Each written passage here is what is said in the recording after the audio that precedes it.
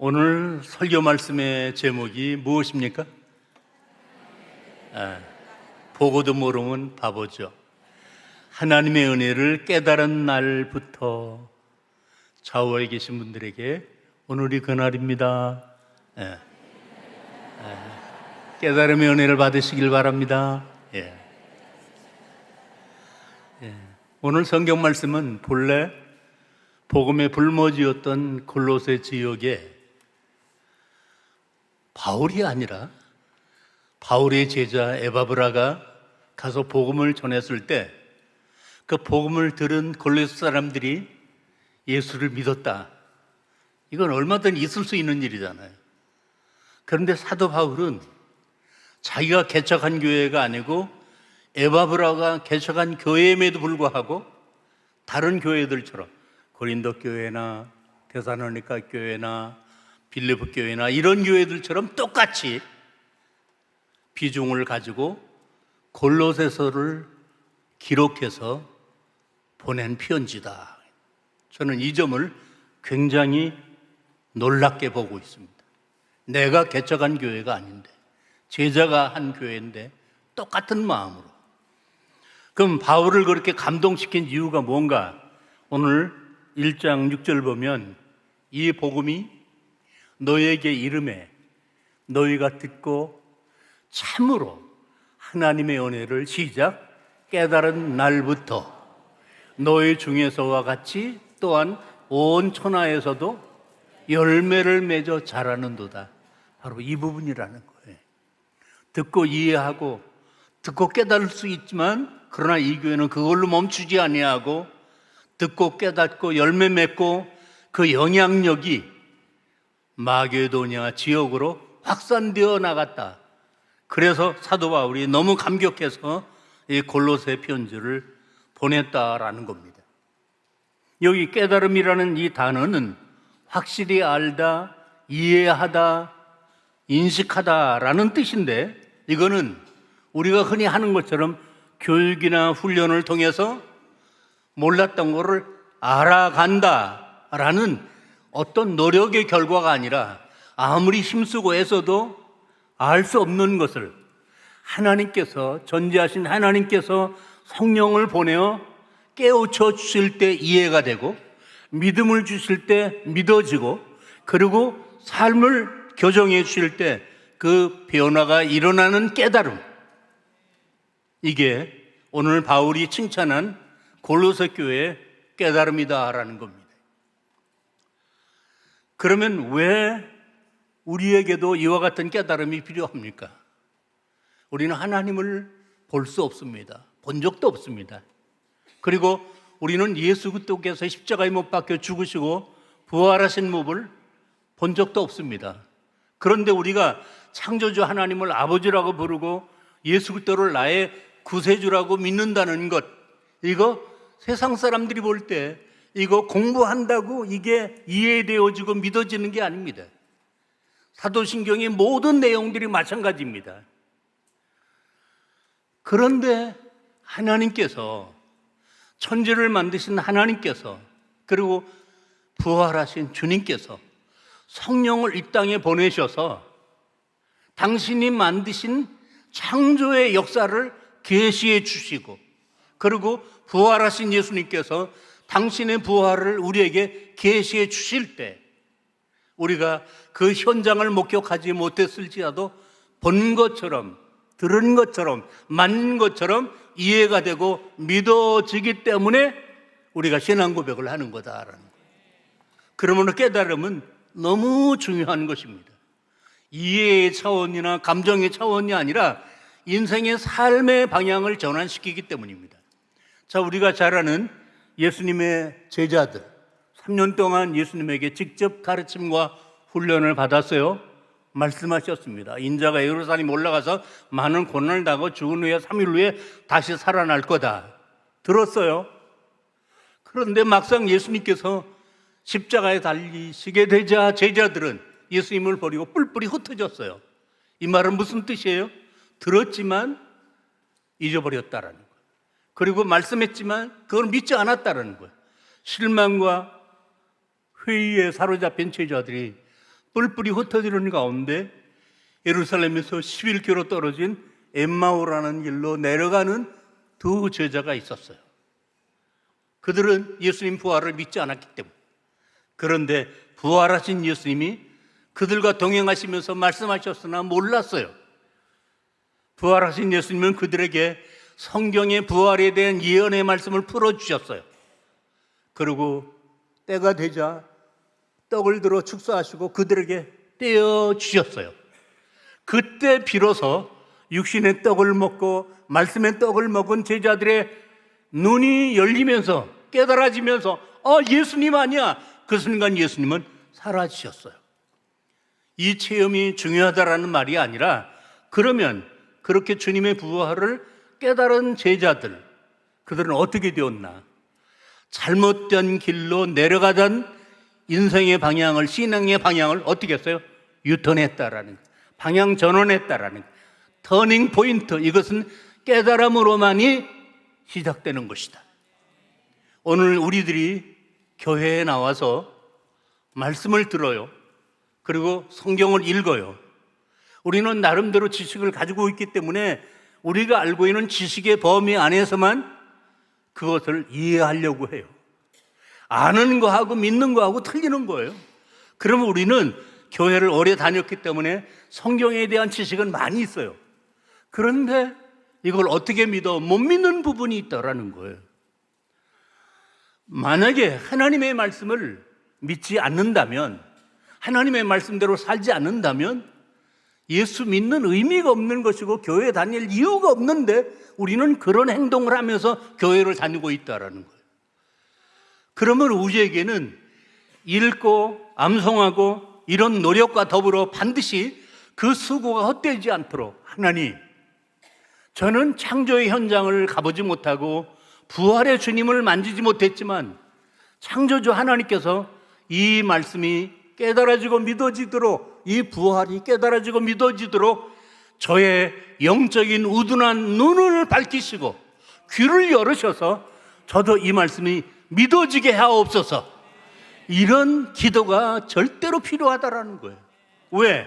이거를 믿느냐 안 믿느냐에 따라, 아느냐 모르느냐의 차원이 아니라 우리의 인생의 방향이 달라지고 우리의 신앙의 깊이가 달라지기 때문이다라는 거예요. 다른 종교에도 깨달음을 굉장히 강조합니다. 그 깨달음을 얻기 위해서 출가를 하고 수십 년 동안 벽면을 향해서 고행의 수도를 하고 그러다 깨닫지 못해서 낙심해서 다시 세상으로 돌아온 사람들의 이야기를 볼 수 있습니다. 그러나 설령 그런 깨달음을 얻는다고 할지라도 그거는 소수의 사람만이 가능한 거예요. 그런데 오늘 골로새 교회의 깨달음은 소수가 아닌 거예요. 교회 역사가 얼마 되지 않아요. 신앙 연조가 얼마 되지 않아요. 바울이 아니라 에바브로를 통해서 복음을 들었을 뿐이에요. 그런데 깨달으니까 그들이 열매를 맺고 그들의 영향력으로 라오디게아와 히에라폴리와 로마 제국 치하에 여러 지역으로 복음이 확산되게 되었다. 누구를 통해서? 골로새 교회를 통해서. 어떻게? 골로새 교회가 깨달으니까, 깨달아지니까.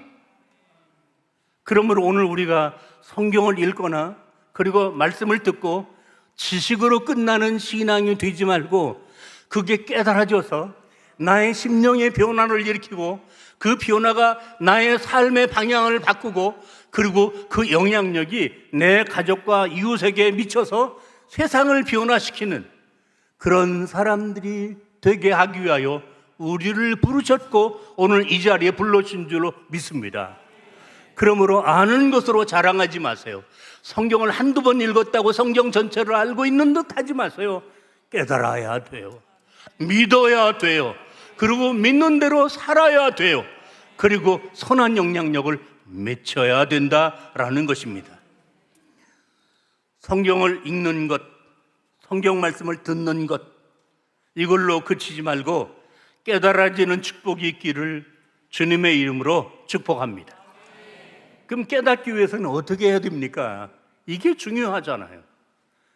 요한복음 14장 26절, 보혜사 곧 아버지께서 내 이름으로 보내실 성령, 그가 너희에게 시작 모든 것을 가르치고 내가 너희에게 말한 모든 것을 생각나게 하리라.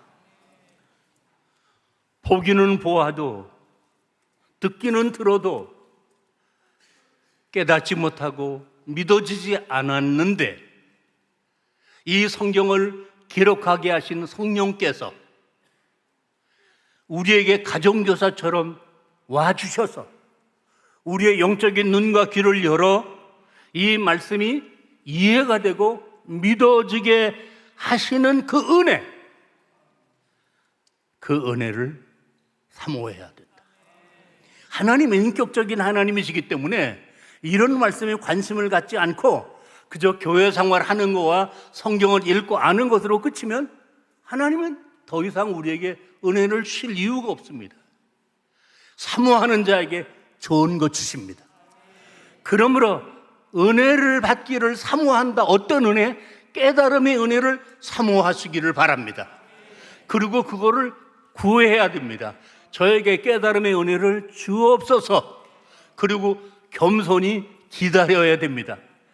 약속하셨습니다. 사모하라고, 그리고 구하라고, 기다리라고. 약속하신 하나님 반드시 약속을 지키신다면 우리도 골로새 교회 성도들처럼 말씀을 읽고 듣다가 깨달아지고 믿어지는 은혜를 받아 우리의 신앙과 우리의 삶이 놀라운 변화의 축복을 받을 수 있기를 다시 한번 축원합니다. 자, 그러면 이 골로새 교회는 이 복음을 듣고 깨닫고 어떤 열매를 맺었는가라는 것입니다. 여러분, 사도 바울은 지금 감옥의 옥중에 있어요. 복음을 전하다가. 그런데 바울의 제자 에바브라가 와서 골로새 교회의 소식을 전해 주어서 골로새 교회의 이야기를 듣는 중에 골로새 교회 성도들에게는 세 가지가 열매가 있었다는 거예요. 그 중에 첫 번째 열매가 믿음이에요. 두 번째 열매가 사랑이에요. 세 번째 열매가 소망이에요. 여러분 기억나시죠? 믿음, 소망, 사랑 이 세 가지는 어떻게? 항상 있을 것인데 교회에 항상 있어야 할 세 가지, 그리스도인에게 항상 있어야 할 세 가지, 그게 바로 뭐예요? 믿음과 사랑과 소망이라면 우리 교회에는 믿음과 소망과 사랑이 있는가? 나에게는 믿음과 소망과 사랑이 있는가? 그러면 믿음이 있다는 게 어떤 거고 사랑이 있다는 게 어떤 거고 소망이 있다는 게 어떤 것인지 그거를 구체적으로 보여준 교회, 그 열매를 우리에게 알게 해준 교회가 바로 골로새 교회다. 자, 골로새 1장 6절입니다. 8번이에요. 이 복음이 이미 너희에게 이름에, 누구를 통해서? 에바브를 통해서. 너희가 듣고, 첫 번째 단계입니다. 참으로 하나님의 은혜를 시작 깨달은 날부터 너희 중에서와 같이 또한 온 천하에서도 열매를 맺어 자라는 도다. 여기서 주목할 것은 너희에게 이름에, 너희 중에서, 단수가 아니라 복수라는 거예요. 기독교는 특정인이 도통하는 종교가 아니에요. 대중적인 종교예요. 일반적인 종교예요. 바울이 설교를 안 했어도 에바브라가 설교를 했는데도 그 설교를 듣고 깨달아지니까 이런 변화가 일어난 거예요. 한국교회의 잘못된 문제점이 뭐냐면은 설교의 스타가 생기는 거예요. 그래서 교인들이 특정인을 쫓아서 교회를 수평이동하는 거예요. 그리고 말씀을 들을 때 그 특정의 스타 목사가 설교하는 부분에는 조회수가 굉장히 많은 거예요. 만약에 이 당시에 그런 현상이 일어났다면 골로새 교회는 변화가 일어나지 않았을 거예요. 바울이 아니에요. 에바브로가 가서 말씀을 전했는데 이런 변화가 일어났고, 그리고 열매를 맺는데 너희라고 보편적으로 일반적으로 골로새 교회 성도들이 깨달음의 은혜를 함께 받았다.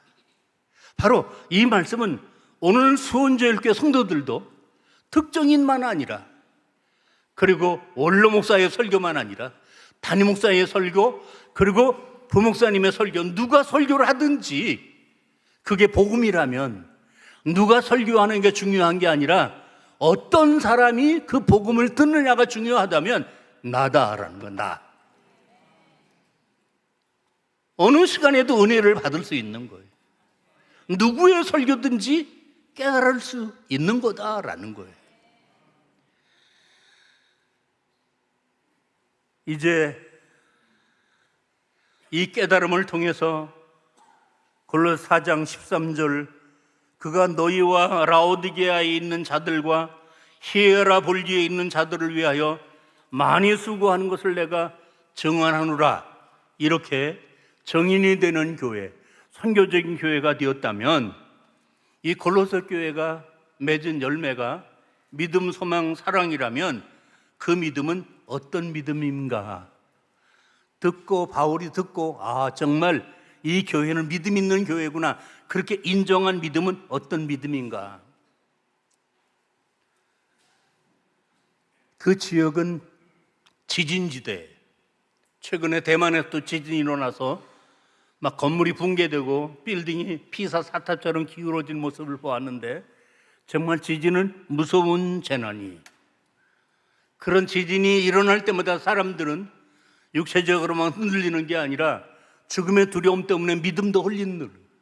그러나 이 골로새 교회는 흔들림이 없는 믿음이 있었다라는 겁니다. 이 복음이 너희에게 이미 이름에 너희가 듣고 참으로 하나님의 은혜를 깨달은 날부터 이 교회는 믿음의 교회가 되었다라는 거예요. 그 믿음은 흔들리지 않는 믿음이, 사람을 보고 흔들리고 시대적인 상황을 보고 흔들리고 나의 형편과 처지에 따라 흔들리는 그런 얍삭한 믿음이 아닌 거예요. 성경은 이렇게 말씀하고 있습니다. 너희는 믿음 안에 있는가? 너희 자신을 시험하고, 시작, 너희 자신을 확증하라. 다른 사람의 믿음이 어떻고 저쩌고 니나 잘하세요. 니나 잘하세요. 내 믿음이 정말 나는 확실히 믿음 있는가? 스스로 날마다 자기 믿음을 확인하라고 말씀하고 있습니다. 그러므로 우리는 다른 사람을 향하여 믿음을 비판하고 비난하는 그런 사람이 아니라 나 자신을 항상 돌아가고 자신의 믿음에 대해서 비판적인 자세를 가지고 날마다 교정해 나가는 그런 노력이 우리에게 필요하다. 그 믿음은 어떤 믿음일까? 예수님이 내 안에, 내가 예수님 안에. 포도나무가 가지에 붙어 있지 않으면, 그 줄기에 붙어 있지 않으면 가지에 열매를 맺을 수 없는 것처럼, 믿음은 우리가 고민하고 회의하고 그리고 어떤 금욕 생활을 하고 수련해서 생겨지는 게 아니라 믿음의 원천 대신, 믿음의 줄기 대신 예수 그리스도와 내가 하나로 연합되어서 예수님이 내 안에, 내가 예수님 안에 있을 때 그 예수님으로 말미암아 내 믿음이 점점 자라게 되고 꽃을 피우게 되고 열매를 맺게 되어진다. 결론적으로 확고한 믿음은 어떤 믿음에? 내 안에 주님이 함께 하신다. 두 번째, 사랑의 향기가 풍기는 교회라고 했어요. 여러분, 사랑이 얼마나 중요합니까? 믿음, 소망, 사랑, 이 세 가지는 항상 있어야 되지만 그 중에 제일은 뭐라고 그랬어요? 사랑이라 그랬어요. 이 말은 우리가 가치관으로, 그리고 우리가 추구하는 우리의 삶의 목표, 우리가 날마다 힘쓰고 노력해야 되는 가장 제일 첫 번째 요건, 그건 사랑이 사람이 되려고 하는 거다. 고린도 교회가 성령의 놀라운 은사를 받아 예언하고 병을 고치고 방언하고 방언 통역하고, 그리고 그들의 믿음이 어느 정도냐, 산을 옮길 만한 큰 믿음, 대단한 거죠. 우리 예수 믿는 사람들이 영적으로 그렇게 된다면 대단한 거죠. 그러나 성경은 뭐라고 말씀하고 있어요? 그럴지라도 뭐가 없으면, 믿음이, 사랑이 없으면 내가 아무것도 아니요. 여기 아무것도 아니요라는 이 헬라어는 단 하나도 아니다. 단 하나도 아니다. 여러분, 우리는 자칫 잘못하면 본질에 충실하지 않고 하나의 외형적이고 가식적인 사람들에게 보여주는 부분에 너무 치우쳐 실제적으로 내 자신에게 있어야 할 본질을 잃어버리고 살 때가 참 많아요. 한 예를 들면, 제가 평소에 고기를 좋아하는 사람 중에 한 사람인데, 어느 날 제가 있는 필리핀에서 이사장님이 오셔서 스테이크를 산다고, 스테이크. 저를 식당으로 초청했어요. 그 스테이크 집은 킹 티본 스테이크, 정말 제가 좋아하는 요리예요. 기대를 걸고 갔어요. 냄새가 그럴듯한 거예요. 미드웰 시켰어요. 왔어요. 브라운색으로 그럴듯했어요. 기도하고 난 다음에 칼을 들고 칼질을 했어요. 칼이 안 들어가는 거예요. 그게 잘라지지 않는 거예요. 그 이유가 뭔지 아세요? 필리핀은 항상 덥기 때문에 풀이 너무 억세요. 억센 풀을 먹고 손은 부드러운 고기를 만들 수가 없는 거예요. 제가 그 집을 다시는 갔을까요? 안 갔을까요? 돈이 아까워서 안 갔죠. 그럴듯해요. 냄새가 그럴듯해요. 보기가. 그래서 기대를 걸어요. 그러나 칼이 들어가질 않아요. 무슨 얘기를 하고 있어요? 한국교회가 그럴듯해요. 내가 그럴듯해요. 그러나 실상 나에게 가장 중요한 사랑이 없다면 그 믿음은 헛된 것이다. 골로새 교회 사랑은 어떤 사랑이에요? 모든 성도를 향한 사랑이에요. 아무리 몰인정한 사람도 자기 가족은 사랑해요. 자기 친구는 사랑해요. 그러나 모든 사람을 사랑하지는 않아요. 예수 그리스도만이, 하나님만이 모든 사람을 차별 없이 사랑하는데, 그 사랑을 깨닫고 나면 하나님, 제가 무엇인데 저를 이처럼 사랑하십니까? 라는 고백과 더불어 나도 사람들을 차별하지 않고 사랑할 수 있게 되어지는 것, 이게 골로새 교회가 우리에게 보여준 모든 사람을 향한 사랑.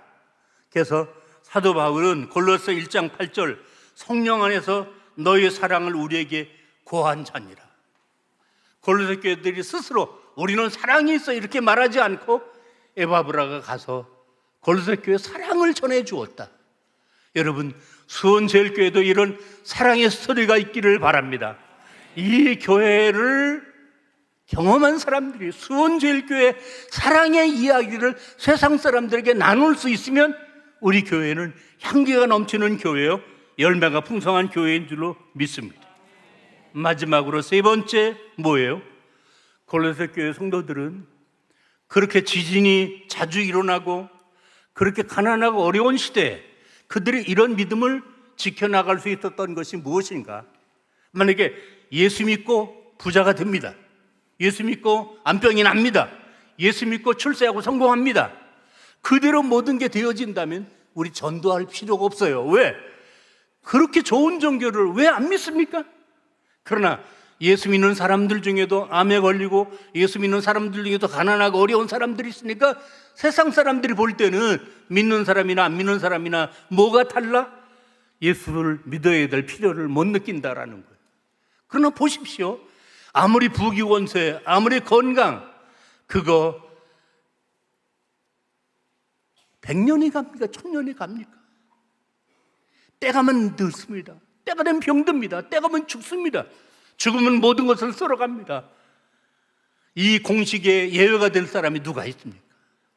그러므로 거기에다가 우리의 소망을 두면 그게 무너지면서 우리는 절망에 빠지는 거예요. 그러니까 건강을 잃고 절망하는 거예요. 사기를 당하고 절망하는 거예요. 그럼 우리는 그 끈을, 요동함이 없는 하늘에다가 끈을 메어야 된다. 은행 잔고가 부족하면, 불안을 느낀다면 이제는 천국에다가 우리의 믿음을 저축해야 된다. 바로 골로새 교회 성도들처럼. 놀라운 일 아닙니까? 수십 년 일평생 예수를 믿지만 하늘나라를 믿지 않는 사람이 있어요. 예수의 재림을 믿지 않는 사람이 있어요. 미래지향적이 되지 못하고 오직 현세에만 전념하는 신앙의 사람들이 너무 많아요. 그런데 이렇게 신앙의 짧은 연조에도 불구하고 이 골로새 교회는 어떻게 저 천국의 소망을 두고 하늘에다가 저축을 하는 믿음의 사람이었다라고 바울이 칭찬하고 있다면, 오늘 우리의 신앙도 은행 잔고보다 더 중요한 것은 천국 잔고라는 걸 기억하고 하늘에 많은 믿음의 보화를 쌓아놓기를 축복합니다. 마태복음 6장 20절, 오직 너희를 위하여 보물을 하늘에 쌓아두라. 자, 이제 오늘 설교는 끝나야 되는지만 제가 오늘 설교의 본문을 길게 잡았어요. 이거는 평소에 저의 스타일이 아니에요. 왜 길게 잡았는가? 그러면 이렇게 믿음과 사랑과 소망이 열매를 맺고 그들의 영향력이 로마 제국의 여러 나라로 퍼져나갔다, 박수치고 끝난 게 아니에요. 바울 사도는 이 교회를 어떻게든지 축복하고 싶어 했어요. 이 교회의 영원한 미래까지 내어다보면서 응원가를, 박수를 보내고 이 교회를 위해서 기도하기를 원했어요. 그게 오늘 9절 이하에 나오는 7가지 기도예요. 자, 한번 보시겠습니다. 9절 하반절, 모든 신령한 지혜와 총명의 하나님의 뜻을 아는 것으로. 그 다음 10절 상반절, 주께 합당하게 행하여 범사에 기쁘시게 하고. 세 번째, 모든 선한 일에 열매를 맺게 하시며. 네 번째, 하나님을 아는 것에 자라게 하시고. 다섯 번째, 그의 영광의 힘을 따라 모든 능력으로 능하게 하시고. 여섯 번째, 시작, 기쁨으로 모든 견딤과 오래 참음에 이르게 하시고. 마지막 7번째, 우리로 하여금 빛 가운데 성도의 기업의 부분을 얻기 위해서 합당하신 아버지께 감사하게 하시기를 원하노라. 이해는 좀 가는데 이게 가슴에 와 닿지 않기 때문에 너무 말이 어려워서 제가 쉬운 성경을 찾아서 여러분에게 소개할 테니까 한번 같이 읽어보시기를 바랍니다. 우리는 이렇게 기도하는 것은 여러분이 주님께 합당한 생활을 함으로써 모든 면에서 주님을 기쁘시게 할 수 있게 하려는 것입니다. 계속해서 그리하여 모든 선한 일에 풍성한 열매를 맺고 또 하나님을 아는 지식이 날로 자라나게 되기를 바라는 것입니다. 아울러 하나님의 영광의 권능으로부터 비롯되는 모든 능력으로 여러분이 더욱 강하게 되어서 기쁨으로 모든 일을 끝까지 참고 견디기를 바라는 것입니다. 그리하여 빛의 나라에 속한 성도들이 이 받을 상속자의 자격을 여러분에게 주신 아버지께 여러분이 감사를 드릴 수 있게 되기를 바랍니다. 이해가 되시죠? 미래에 약속된 축복까지 내어다보면서 응원가를 부르면서 이 골로새 교회를 축복했다면, 원로 목사인 저도 여러분들이 주일마다 이 교회에 나와서 목사님의 설교를 들을 때마다 날 보고 하는 설교야. 그래, 내가 이런 말씀인 줄을 몰라서 너무너무 감사해. 그러면서 말씀을 통해서 주일마다 깨달음을 얻는 여러분들에게 저도 이와 같은 7가지 축복의 기도를 드리고 싶어서 이 말씀을 소개했습니다. 우리의 신앙은 과거가 아닙니다. 우리의 신앙은 현재로 끝나는 게 아닙니다. 우리의 신앙은 현재를 넘어 영원한 미래까지 이어진 것입니다. 깨달음의 은혜가 날마다 시간마다 여러분에게 있고 믿음과 소망과 사랑의 열매를 맺어 그 영향력이 여러분 가정과 이웃에게 끼치고, 그리고 그렇게 살아가는 여러분들의 미래에 이와 같은 7가지 축복이 있기를 저도 기도합니다. 축복합니다.